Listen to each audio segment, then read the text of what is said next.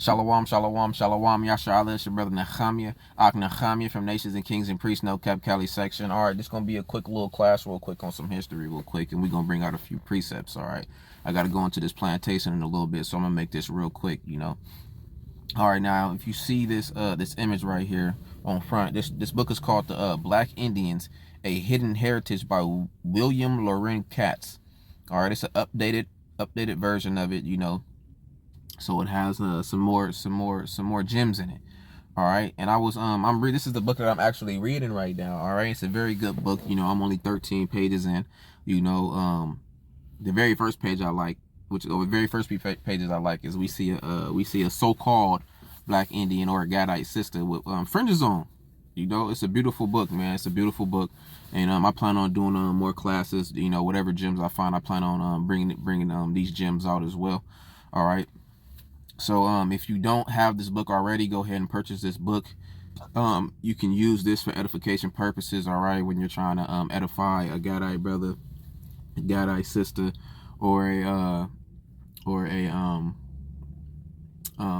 Judite, for instance, you know, because it has a lot of information about Judah and Gad being together, and obviously, you know, Judah and Gad was mixing a lot. All right, so with that being said, this is Black Indians, A Hidden Heritage by William Loren Katz. You know, so and this is on page I think it's 13 if I remember correctly. All right, 12. This is on page 12. All right, you see right there at the bottom. And I'm going to read what I have highlighted right here. All right, and it says, to colonial Brazil Black Indian community. Before I start, right, when I was reading this and I started to read it, and I'm just like, man, a lot of ours, we had sisters that was in holding slave revolts. You know what I'm saying? Giving them heathens a problem though. You know, and it's crazy. All right, so I'm gonna read it. It says, to colonial Brazilian Black Indian Asher, you know, Asher or Gad, you know, depending on the father's lineage. All right, so two colonial Brazilian Black Indian communities were commanded by African women, all right, or Judite women, and another African maroon, which is, you know, Judah and Gad mixed. Settlement in 1826 in Brazil was ruled by a Black woman named Zephyrina. You know, she's either Asher, depending on her father's lineage, based off when we start reading, is she's Asher, all right. Asher, Gad, or Judah, depending on her father's lineage, but we're just gonna say Asher, based off how the context of how it was written when it says two colonial Brazilian Black Indian women. So that she's from Brazil. She came from Colombia, and then she was transferred, you know, to Brazil via slave. All right. So and another African maroon settlement in 1826 in Brazil was ruled by a Black woman named Zephyrina, who successfully led her forces against towns and plantations in Bahia. That's a city in Brazil. With few weapons, these alliances it says with few weapons, these alliances, meaning the two Brazilian Black Indian community, those alliances, all right, let's pay attention. With few weapons, these alliances in the woods challenged the footholds Europeans built in the Western Hemisphere using guerrilla tactics. All right, guerrilla tactics that would become famous in China. All right, so we was doing guerrilla tactics way back when. You know what I'm saying? And if you ask me, that's when China really started doing it. They seen how our sisters was getting on them heathens. You know, it was like, we got to do that. And if you don't know what guerrilla tactics is, go research what guerrilla tactics is, man. It's all type of what they call traps. You know, like in the woods. If you ever the Vietnam War and stuff like that, they had they were doing a lot of guerrilla tactics, setting up booby traps. All right, so that's a part of guerrilla tactics. All right, and it say in the Western Hemisphere using guerrilla tactics that would become famous in China and Vietnam. In our century, red and black, meaning Gad and Judah, all right, defeated superior numbers and better equipped foreign armies. So you telling me a sister using guerrilla tactics and wearing these heathens out? Wearing these heathens out. You all right? So I'm just gonna leave it at that part. Let me check the time real quick. It's 2:39. All right, we in there. All right. So we got a sister using guerrilla tactics. All right, against the footholds that Europeans built in the Western Hemisphere. All right, that even the Chinese and the Vietnamese used. All right. Red and black people defeated superior numbers and better equipped foreign armies. Bro, it said in the second paragraph, with few weapons. We had few weapons. So the little weapons that our sisters had in the army they were instructing had, or the army they were over, or the army they had very few weapons, and they used guerrilla tactics to their offense. You know what I'm saying? And was wearing these Edomites out. All right. And it reminded me of the precept in Judges, man. When I was reading this, I was like, bro, that's Judges, the 4th chapter. You want to talk about the Woman King, that movie that came out, you know, obviously, which I don't support because it's out of order. Even this is out of order, but we using this for historicity purposes, all right? All right, that even some of these heathens can't even deal with sisters. You know, you can't even take on, you know, it's... Anyways, let me not get off track. But you want to talk about the real woman king, right? Well, this is it. Before Hamite women, it was our sisters, man. You know, before Hamite women, it was our sisters. Even before Zephyrina, it was our sisters. Why? Because we gonna find out. All right. It's the book of Judges, chapter 4 and verse 4, and it reads, right? And Deborah, a prophetess, the wife of Lapidoth, she judged Israel at that time. All right. If you read the book of Judges, right? We were so rebellious. We kept rebelling. We'll cleave to the Most High, cry to the Most High, like, deliver us, and repeat the same process. Be rebellious again, cry out again. The Most High deliver. The Most High raise up a judge and deliver us. We kept repeating that process over and over and over again, and the Most High put Deborah over us. All right, I need to find out how to pronounce her name in the Hebrew. That's gonna be some homework for me. Judges chapter 4, verse 4. And Deborah, a prophetess, the wife of Lapidoth, she judged Israel at that time. And she dwelt under the palm tree of Deborah between Ramah and Beth El in Mount Ephraim. And the children of Yasharahla came up to her for judgment. All right. So this. Imagine what the army imagine how the army under Zephyrina was. They had to come to her in order to do certain things. How are we gonna proceed with this revolt that we have in planning right now? You know what I'm saying? This is the same. It's the same thing. Ain't nothing new under the sun. Ecclesiastes 1:9. Ain't nothing new under the sun, as the scripture has said. All right. Verse 6. And she sent and called Barak, the son of Abinoam, out of Kadesh, Naphtali, and said unto him, hath not Yahweh Elohim of Yasharahla commanded, saying, go and draw toward Mount Tabor, and take with thee 10,000 men of the children of Naphtali, and of the children of Zebulun. See, this is Asher. Well, Zebulun is. All right. I mean, Slaklia. I didn't said that wrong. My mind everywhere right now because I'm excited. I'm excited when I get this history, man. It's beautiful. Slaklia. I mean, I said Asher, you know, but this is all in the as far as Zebulun is in the Brazil area with Asher as well, you know. So Salaki, I got mixed up. And take with thee 10,000 men of the children of Naphtali and of the children of Zebulun.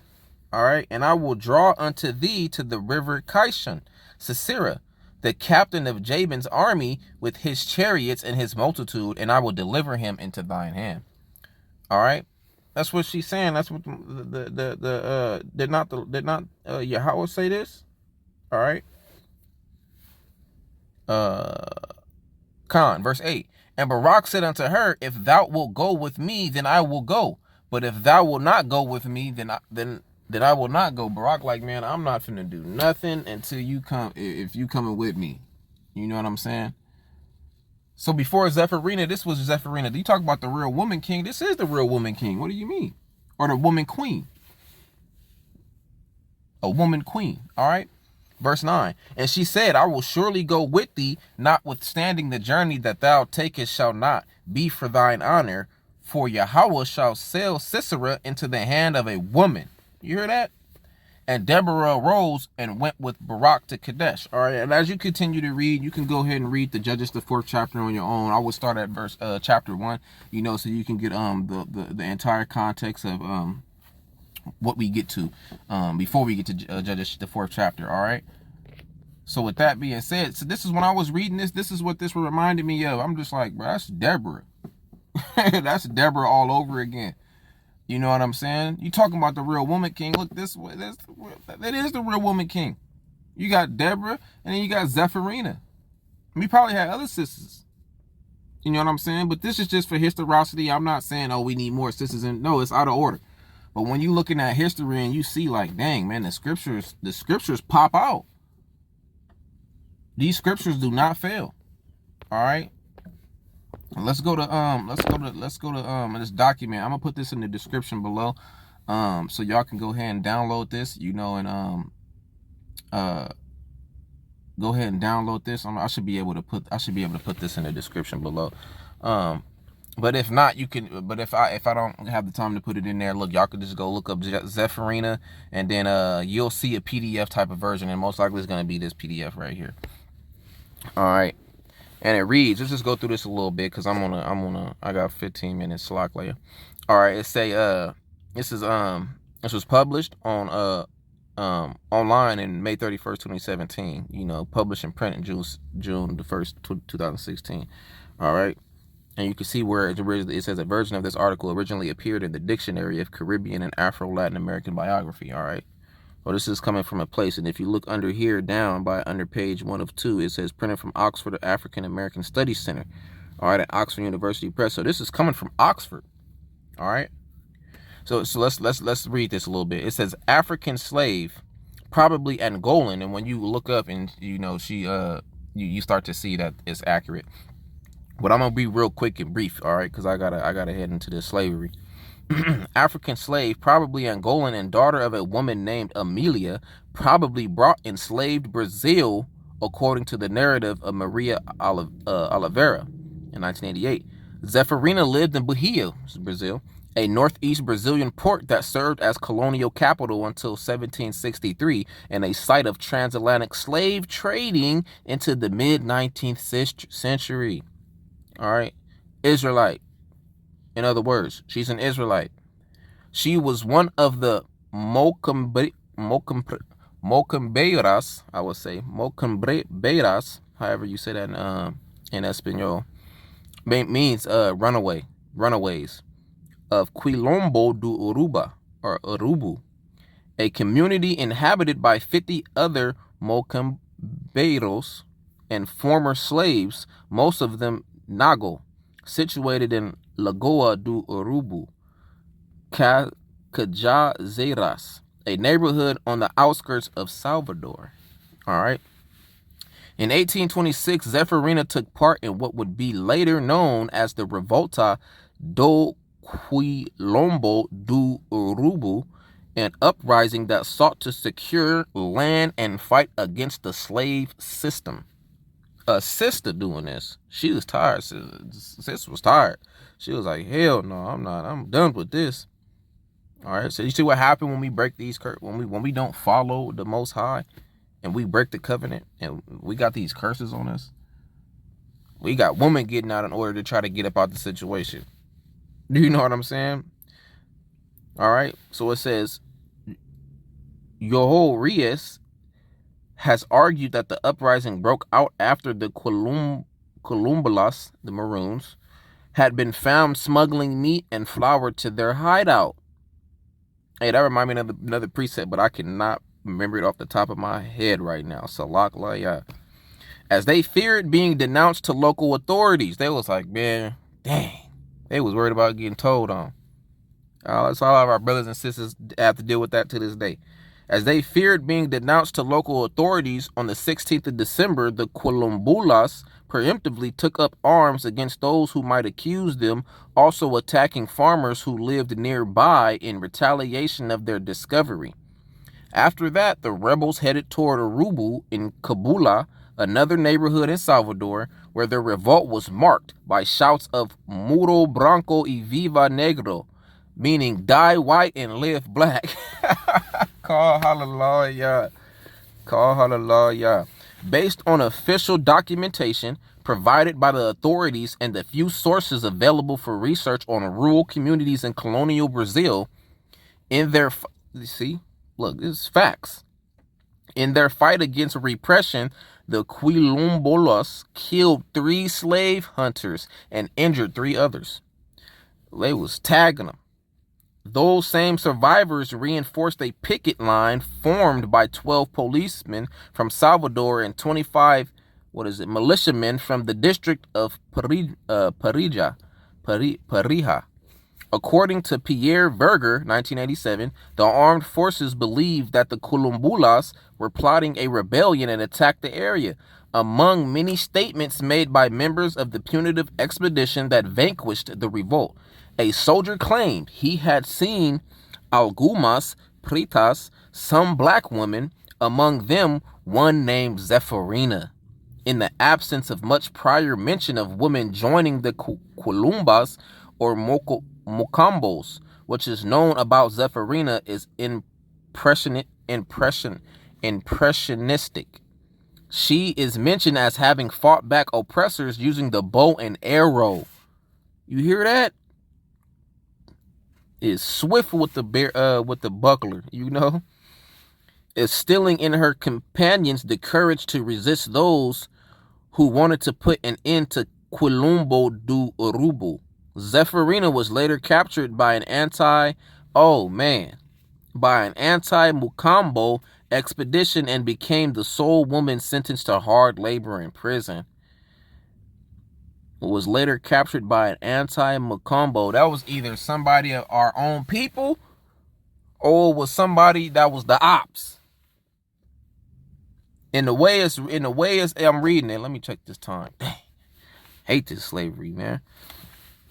Zephyrina was later captured by an anti-Mukambo. How it's being written, that seemed like, to me personally, that was a coon. Now, don't quote me on it, but how I'm reading it, that could have been a coon. Why? Is because it has anti-Mukambo in it. We already fighting against our oppressors, so why would it have to use word anti? They're already anti us. So this is what makes me think, according to context of what we reading, that this was a coon. All right, but we gonna further read and see if that's just my thinking. Don't quote me on it. Don't run with that. Go further and go do some further research, all right? But we're going to keep reading. Zephyrina was later captured by an anti-Mukambo expedition and became the sole woman sentenced to hard labor in prison. Zephyrina stated in an official inquiry that alongside her companion, she had awaited the arrival of numerous slaves who, it had been rumored, arrived in Salvador on Christmas Eve. Wow. Wicked holidays. They had chosen such a date to invade the capital city in order to kill white people and gain their freedom. Call hallelujah. All right. Let's read this last little bit before I head up in this plantation, man. Zephyrina was recognized as the bravest warrior during the uprising and would be the last one to surrender. She was arrested by many soldiers, but mistakenly considered a reina, or queen. See? You talking about the woman queen, man. Look, Deborah and Zephyrina. You want to talk about the real woman king? You got it right here. By the president of the province, whether as a queen, leader, Quilombola, or warrior, Zephyrina's saga in the woods of Urubu will forever remain alive in the minds of activists and inhabitants of the Salvador neighborhood of Cabula. Zephyrina demonstrated how women played a prominent role in inspiring people to rebel during the era of slavery in Brazil. All right, go do some more research on Sis Zephyrina putting pressure on these heathens. You know what I'm saying? It's out of order, but she was stamping them. You know, call hallelujah. It's your brother NoKaPThreasury from Nations and Kings and Priests, NoKaP Cali section. Shalom.